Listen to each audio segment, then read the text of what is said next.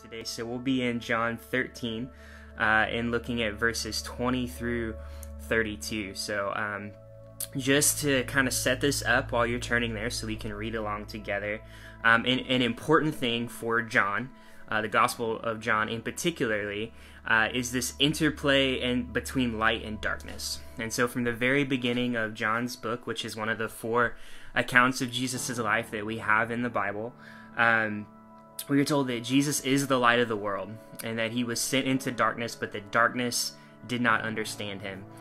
They did not recognize him. And so throughout this writing from our brother John so many years ago, we see this interplay, this conflict between light and darkness. And we see these stories where people are presented with the light, with Jesus, and then either recognize him for who he is, see him because they are in the light, or they're confused or don't quite get it. So Nicodemus in chapter 3, where one of the most famous verses most quoted verses from John comes from, did not really completely recognize Jesus, although in John chapter 4 the Samaritan woman did. As Rebecca shared on John 12, the woman who anointed Jesus at the celebration of Bethany, she understood and she grasped who Jesus was, and that's why she responded in that way. So with that in mind, that interplay of light and darkness, the importance of recognizing Jesus for who he is, let's look at our passage today in John 12, 20 through 32, and I'm reading from the NIV version, actually, verses 21 through 32, my mistake there. It says, "After he said this, Jesus was troubled in spirit and testified, 'I tell you the truth, one of you is going to betray me.' His disciples stared at one another, at a loss to know which of them he meant. One of them, the disciple whom Jesus loved, was reclining next to him. Simon Peter motioned to this disciple and said, 'Ask him which one he means.' Leaning back against Jesus, he asked him, 'Lord, who is it?' Jesus answered, 'It is the one to whom I give this piece of bread, when I have dipped it in the dish.' Then, dipping the piece of bread, he gave it to Judas Iscariot, son of Simon. As soon as Judas took the bread, Satan entered into him. 'What you are about to do, do it quickly,' Jesus told him. But no one at the meal understood why Jesus said this to him. Some thought Jesus was telling him to buy what was needed for the feast or to give something to the poor. As soon as Judas had taken the bread, he went out, and it was night. When he was gone, Jesus said, Now is the Son of Man glorified, and God is glorified in him. If God is glorified in him, God will glorify the Son in himself and will glorify him at once." So a very heavy moment in the life of Jesus, a very heavy moment in the gospel story. It's where things are really starting to pick up pace as we get to the climax of this story, which is Jesus's crucifixion. So I just want to share with you, there's a lot to unpack here, but I just want to share with you a few thoughts, a few observations that I had. Beginning with verse 21, it says that Jesus was troubled in spirit. This is one of those times where Jesus is experiencing anguish about what's going to happen, because he knows that one of these individuals that he has invested so much time in is going to betray him, is going to turn him over, is going to go against everything that he has taught. And this is troubling to him. This is something that, he feels. It's not a dispassionate thing that he is going through, but he, I'm sure, feels this betrayal and feels this anxiety just as all of us do. And we know that he anticipated this was coming, because at least 3 times prior to this passage, either John is telling us or Jesus himself is saying that one of you is alluding to this betrayal. Even at one point, I believe it's in John 6, Jesus says, but one of you is the devil, and they're kind of confused about it, but John tells us in a parenthetical statement that he's referring to Judas Iscariot, who would eventually betray him. And so this is Jesus feeling the weight of that betrayal, just as when we have had times in our lives when people have betrayed us or hurt us, we feel the weight of that. And then continuing on, ironically, it is Peter passing the message through the disciple that Jesus loved, probably John or one of the others, that is asking, who is it, Jesus, that is going to betray you? Who is this person? And that's ironic to me, because we know in a few chapters that Peter is going to be the one who, despite his protests about never leaving Jesus, would would deny Jesus when prompted.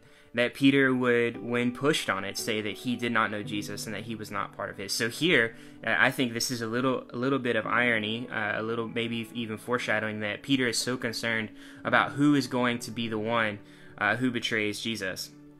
And then continuing on, another thing that stood out to me is that Jesus offers Judas this bread, which in John, as Pastor Randall will talk about foot washing tomorrow, we have that instead of the Lord's Supper. But still, to receive bread from Jesus for any Christian at that time would have been loaded with meaning, and they would have thought about, I would imagine, the Lord's Supper and him offering his body and his blood. And he gives this to Judas, but even then Judas had purposed what he was going to do. And it says, as soon as he took the bread, Satan entered him. Now we read early on in this chapter, in verse 2, that Satan had already begun, the accuser had already begun to prompt Judas to betray Jesus, to do what he was going to do in this moment. And I think this is, again, connected to that battle that we see in John between light and darkness. And we read just just a chapter before, as in Jamie's section, that Jesus is saying that it's time for the prince of the world to be cast out. That he's saying that what is about to happen on the cross is going to be a confrontation with the powers of this world that keep humanity from the light, that keep creation from experiencing the light that God has purposed for them. And so here, this prince of the world that's going to be cast out, we see him now trying to infiltrate Jesus' inner circle and to undermine what's going to happen.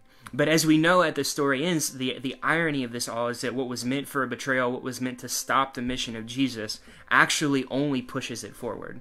That even though this darkness and this force, this evil force was driving Judas behind this, that it actually does not stop the plan of God to reconcile the world to himself, to glorify the Son, so that all of us may have a relationship with him. And so we see the beginning of this conflict that right now maybe just a little under the surface, but it will bubble up with the crucifixion of Jesus. And then, interestingly enough, Jesus instructs him to leave. It's Jesus that tells him to leave. Satan, the spirit that has now entered him, is prompting him to do what he's going to do.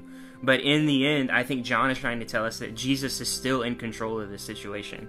We read elsewhere that Jesus lays down his life, that it's not something that's taken from him, but something that he freely gives up. And in this moment, he's still in control.